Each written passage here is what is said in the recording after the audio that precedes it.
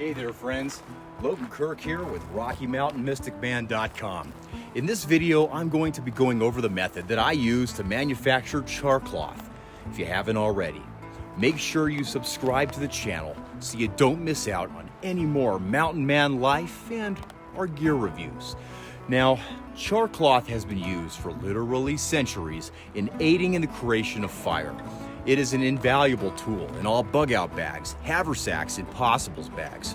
Honestly, I don't feel quite right about things if I'm running low on the stuff and I head into the hills for more than just a few hours. With the aid of char cloth and the use of a ferrocerium rod, capturing the 3,000 degree sparks becomes literally second nature, and it's easy as can be. It's one of the first skills that you need to pass on to little mountain men or little mountain girls in training. But let me get back to the topic at hand. So, the production of char cloth, it occurs when organic cellulose-based fibers undergo what's known as pyrolysis. Now, that's an irreversible chemical reaction that includes the thermal decomposition of a material in an inert atmosphere. So basically, it happens in the absence of oxygen. Now, at elevated temperatures, they get greater than about 482 degrees Fahrenheit, cellulose decomposes to form considerable amounts of flammable products. One of these being biomass. Now, biomass, that's a complex material. It is mainly composed of hemicellulose, cellulose, and lignin, in addition to extractives such as tannins, fatty acids, resins, as well as inorganic salts. Now, the char cloth itself is a form of biomass, or rather it's biochar, and char cloth is the direct result of incomplete combustion. As oxygen, it's a limiting region in the reaction due to the limited oxygen that's let into the container during the production process. So, without further complicating things, because it's simple, you guys, let me just get to showing you how it's done. First thing you have to do is gather your materials for production. Remember, this is a really easy project, and these things are very common and they're easy to come by. You're gonna need some 100% cotton fabric. These are just jeans that I cut up, you guys. You're going to need your knife or a pair of scissors, as well as a metal airtight container with a lid that you can puncture a small hole into. You're also going to need wood to make your fire and your coal bed. Now, you can use some wire optionally, and that wire is for an option of char making method, which I'll be demonstrating as well. Step one, you're going to cut your fabric, all right, either into 1 by 1 inch squares, or alternatively, if you would like to use the wire or use it by hand to make char cigars, you cut the fabric approximately 6 to 8 inches wide by about 12 inches long. And if you want to make the char logs, you then roll the fabric really tight using the wire, or you just do it by hand, doing it by sew.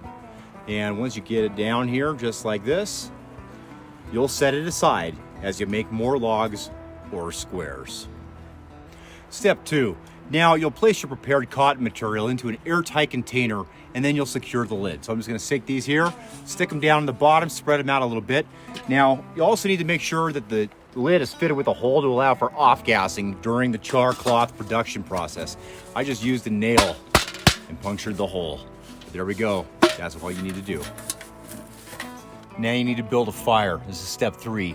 So you make sure you can keep it going during the production, and that you have a nice bed of coals to place your canister on. And you want to keep it as even a heat as possible during production, because that's going to help speed things up and ensure that you end up with a consistent product when it's all said and done. So let me get this fire going and we'll make this happen.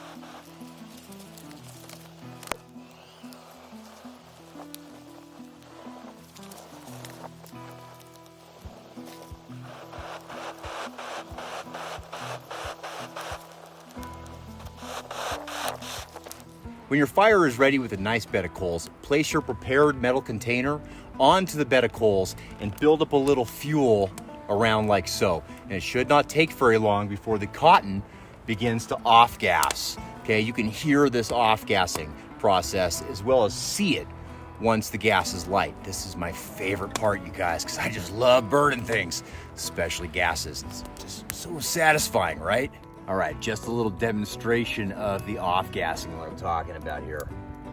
Okay, you can see how that gas just lights right up that's coming out of there. There it is. Let's see if we can get it to light.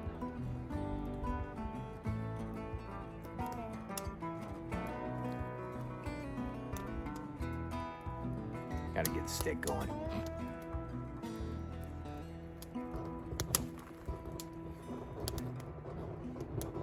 So we'll let that burn. We're almost there, you guys. As you can see, it's starting to off-gas a little less. The flame is not as big coming out of there.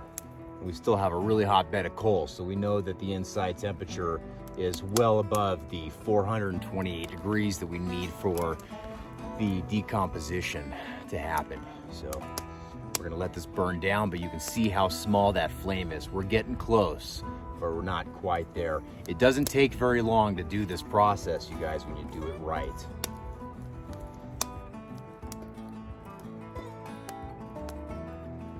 I just love playing with the fire, don't you? All right, you guys, so we've been here for about 15 minutes. Got the can knocked over on its side because as you can see, the off-gassing has pretty much come to a halt. There's nothing coming out of that little hole right there. So what I'm gonna do now is the important part. This is where you have to be patient, you guys. We're gonna take this thing off the fire, we're gonna set it aside, and we're going to let it completely cool down. Now this is important. If you don't let it cool down, what's gonna happen is your char cloth is going to ignite and it's just gonna burn up and it's gonna be of no use to you, and you'll have wasted all this time and you'll have to start over at the beginning. And don't make that mistake. It's a beginner mistake. I did it when I was first learning to make char cloth years and years ago, but I didn't have somebody showing me. I was reading it online back in the day. But I'm telling you, just take my advice. Don't open this thing hot. All right, you guys, I'm gonna take it off, let it cool down. And I'm gonna extinguish this fire. Just like that. That's our char cloth in there. I'm gonna set it over here and let it cool. Get this thing out, and we'll see you guys soon. All right, you guys. Thing's been cooling for about 10 minutes. Let's open it up, take a look at what we got inside.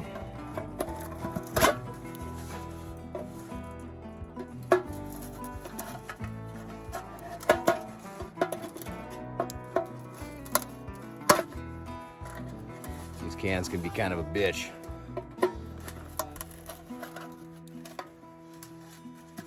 Especially once you've made a bunch of char cloth through them.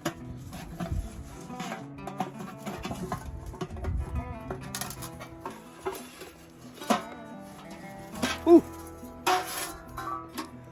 There's the gases right there, leftover gases. And inside, we have our char cloth. So let me just show you guys what this stuff does real fast here. Take my Ferro rod. And we'll take this here, give it a good. Just takes one little spark. I don't know if you can see these on the camera. See that? And this whole thing will just go up. And that's why char cloth is one of those things you gotta have in your kits, you guys. Just, it's too important. This is good cloth right here. So I'd usually take it and I'd cut it up into sections and throw it in a plastic baggie. But that's the thing.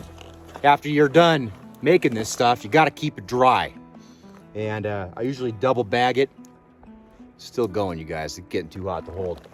I double bag it and I keep it in my haversack. I mean, I've literally fallen into the river with these things and had to wade across water Well, you guys, thanks so much for watching the video. If you haven't already, like, share, subscribe, hit the notifications bell, and you guys leave me comments. I read them. I love hearing from you guys. It's what makes this, you know, so much more fun for me. I'm usually out here on my own, and I just prefer sharing it with good folk who like this kind of thing. So thanks again. And like I said, I always appreciate your viewership, and I'll see you soon.